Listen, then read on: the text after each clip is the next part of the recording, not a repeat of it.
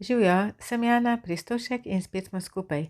Ko sem danes premišljevala, o čem bi govorila, sem se spet ustavila pri odnosih. Odnosi so nedokončana zgodba. Ne glede na to, za kakšen odnos gre, prijateljski, ljubezenski ali samo znanci, odnosi med sorodniki, odnos določa, nekaj v nas določa, kako nek odnos poteka, kakšen mora nek odnos biti, so pravila, so potrebe in so želje in hrepenenja. Eno je, kar si mi želimo v glavi, kar si mi želimo razumsko. Drugo je, kar je v naši notranjosti. In naša notranjost, naše nezavedno določa, kakšen bo nek odnos in kaj mi od nekega odnosa želimo. Tukaj se takoj postavi vprašanje, jaz ne želim nič od odnosa, jaz želim v odnos dajeti. Želim pa potem, da mi nekdo vrača to, kar čuti. Ampak to, kar čuti, je že zapisano v naših pravilih, v našem nezavednem. Da ne bom preveč zašla.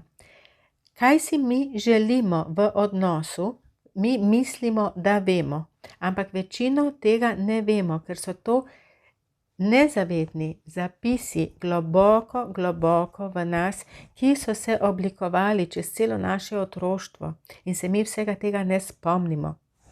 Ko sem jaz napisala knjigo 8 moških, zakaj pa ne, se je veliko žensk oglasilo in je reklo, a vi pišete o meni, a vi poznate mojo zgodbo, a vi vidite v mojo glavo. Kaj to pomeni? Pomeni, da se ne dogajajo stvari samo nam, da se ne dogajajo stvari samo vam, da se dogajajo stvari vsem nam na zelo podoben način.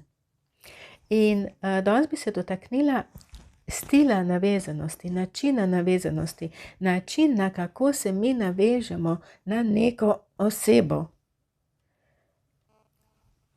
Mi to spremenimo v ljubezen, mi to razložimo z ljubeznijo. Bolj kot nam je neka oseba blizu, se pravi, bolj kot smo mi z njo povezani, več ljubezni čutimo. Tudi med prijatelji se čuti ljubezen, ne samo v ljubezenskem odnosu. Za prijatelje nam je mar, za prijatelje nam je hudo. Za prijatelje se mi potrudimo, ampak bolj kot prijatelji, bolj nam je še blizu osebe, s katero smo mi v ljubezenskem odnosu, s katero smo mi v partnerskem odnosu. In kako izgleda ta bližina, koliko te bližine rabimo, so psihologi v preteklosti malo pokategorizirali in so naredili 4 kategorije. Varen odnos, preokupiran odnos, odklonilen odnos oziroma izogibajoč odnos oziroma izogibajoča navezanost. Varen odnos je tisti odnos oziroma varna navezanost je tista, ki v odnos prinaša varnost, mirnost, tolerantnost, razumevanje, harmonijo, reševanje problemov, pogovarjanje, da smo slišani, da slišimo, da smo videni in da vidimo, da smo pomembni in da nam je druga oseba pomembna. Se pravi, generalno gledano, si mi vsi želimo varen odnos. Ampak realnost je pa popolnoma nekaj drugega. Zelo malo parov živi v varnem odnosu, zato ker ves čas prehajamo ali v preokupirano, ali v plašljivo izogibajoč, ali celo v odklonilen.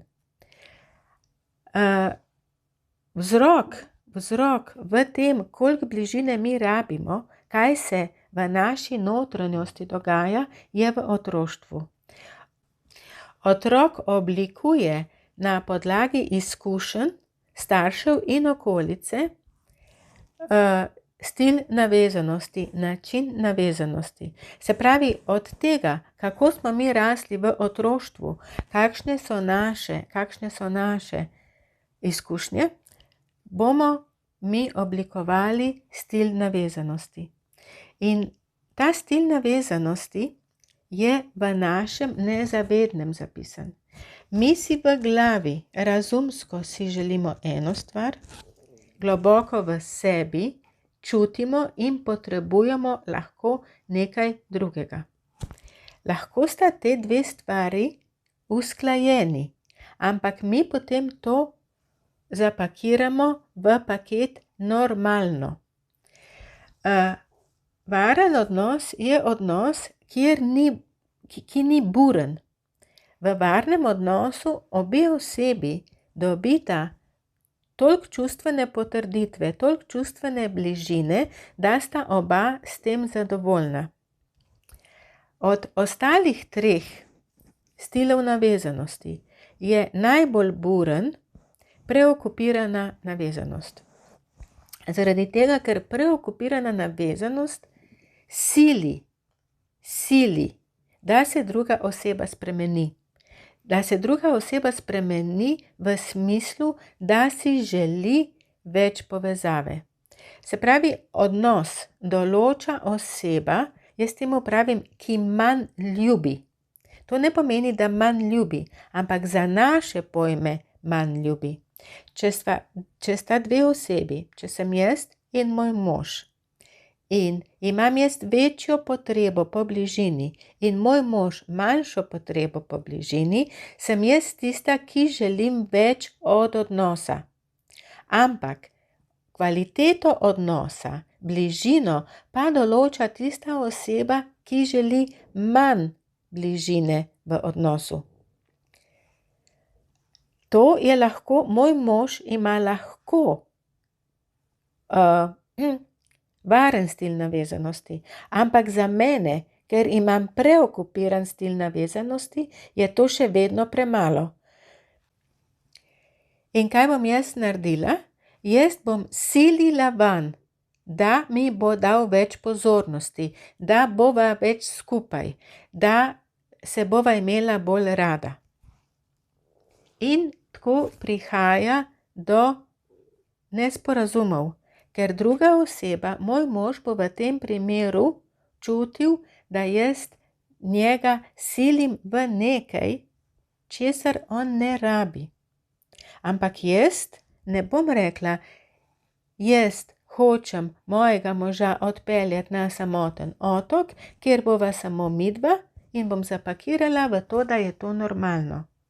Pa ni normalno, mi živimo v družbi. In naslednji stil navezanosti, ki ni tako buren, je pa še vedno, je pa plašljiv. To pa je, ko si oseba želi v odnos, hkrati pa se jo boji. In tudi ta način, ta stil se oblikuje v otroštvu.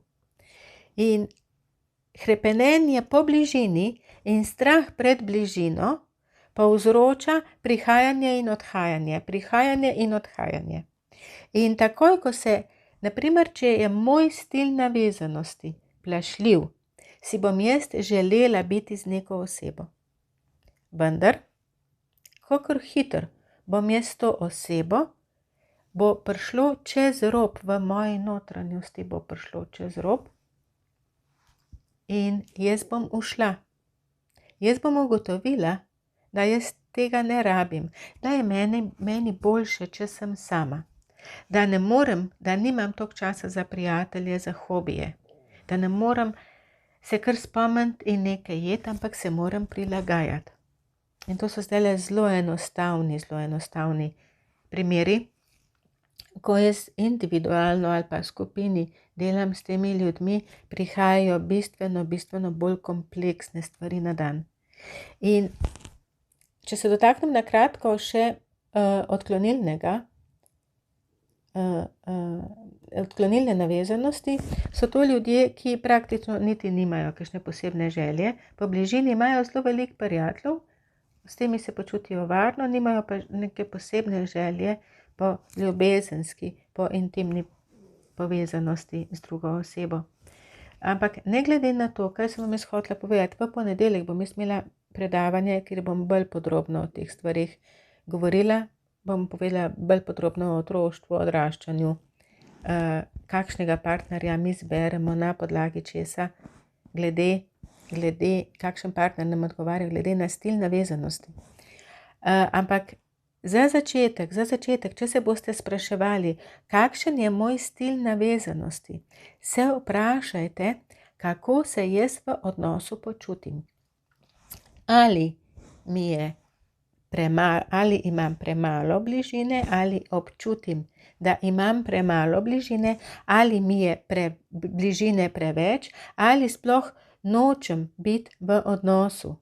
Ampak ostavimo se pri teh dveh. Ali imam premalo bližine, ali jo imam preveč. Ali ko jo dobim, kar hočem iti stran. Ali še sam ne vem, kaj bi rad. In te stvari ne ugotovimo mi v 1 uri. Ne ugotovimo niti v 1 tednu. To so stvari, ki so globoko v nas.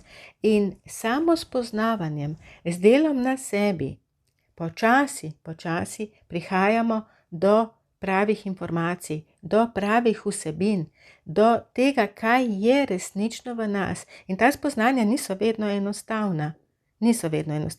Zato, ker mi v besedo ljubezen zapakiramo marsikaj. Mi v besedo ljubezen zapakiramo čisto vse, kar nam paše. Če bi vprašali, ali je to res, bi kategorično zanikali. Če smo pošteni s sabo, če si upamo biti pošteni s sabo, bomo marsikdaj ugotovili, da je temu res tako. Ampak tudi, če mi zapakiramo neka pravila v besedo ljubezen, to še ne pomeni, da je to dobro, da je to rešitev, da to vodi v varen, ljubeč, partnersko-ljubezenski odnos. To še zdaleč ne pomeni. To pomeni samo to, da se mi izvlečemo iz občutja krivde in dolžnosti in da vse to vzrok naložimo na drugo osebo. Ti si tisti, ki premalo ljubiš. Ti si tisti, ki se ne obnašaš tako. Ti si tisti, ki ne uničuješ najin odnos. Ti si tisti, ki se ne trudiš. Ampak to ni rešitev. Rešitev je, ko se mi zazremo vase, ko pogledamo, katere potrebe, katere zahteve, pričakovanja so v nas in takrat se najprej pogovorimo sami s sabo in šele potem se pogovorimo z osebo, s katero smo v kakršnem koli odnosu že. Imejte se radi, vesela bom, če boste prišli na predavanje v ponedeljek. Vse je napisano na moji spletni strani, na Facebook strani. Preberite knjigo 8 moških, zakaj pa ne? In seveda Čarobni odnos, ki je zdaj išla v razširjeni izdaji z vsemi vajami. Naročite se na moj YouTube kanal, da ne boste kaj pozabili, zgrešili in pišite mi. Bom z veseljem odgovorila. Imejte se radi.